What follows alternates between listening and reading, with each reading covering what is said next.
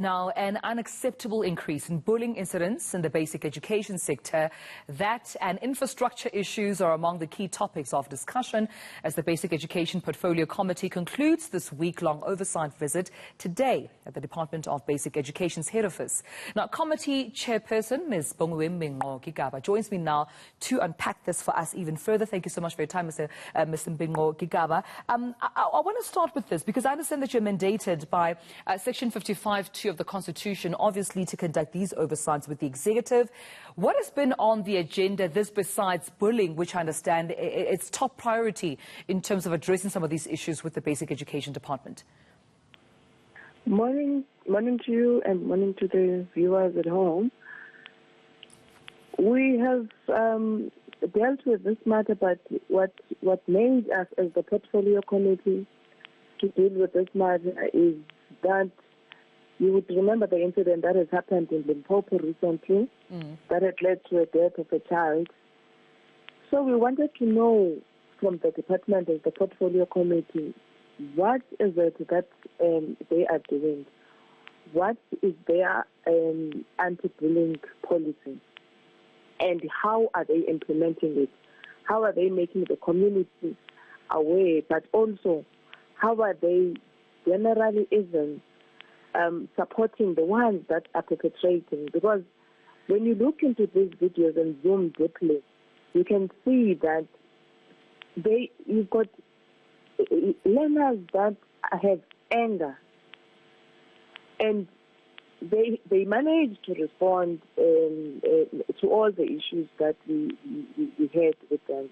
Right. And with that being said, what was their accountability? Was accountability taken? What was their reason, just in terms of why such bullying incidents still continue in schools? Because I think the incident of Rufuno Mabunga in Mbilwi Secondary School, as you make mention of, is not an isolated incident. So many more of those around the country still continue.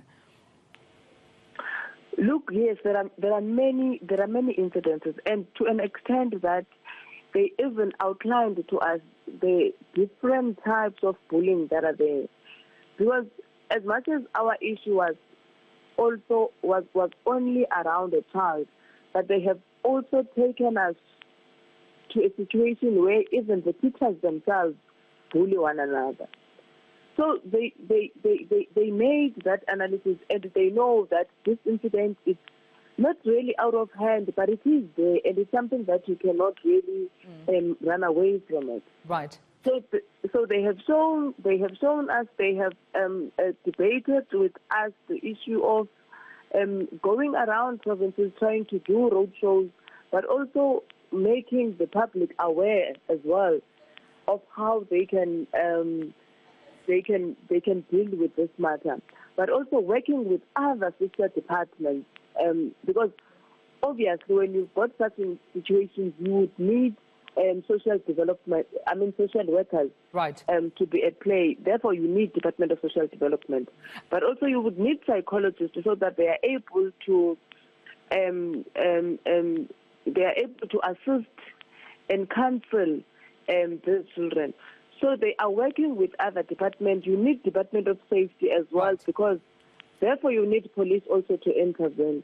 So they do have strategies in place that are trying to curb the issue of bullying in our schools. And I know that that's not the only issue that was tabled there. Issues around infrastructure have been on the agenda, particularly because it's been of concern that most schools still have pit latrines. And we've seen incidents, even in Limpopo again, of a young pupil, a child, drowning in a pit latrine, most of them falling as well in these pit latrines.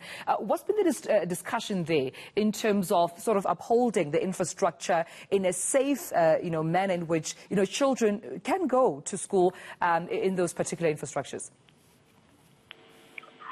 Look, with regards to infrastructure, we had a roundtable discussion, actually. So we didn't really want that meeting to look like an accountability meeting, first and foremost.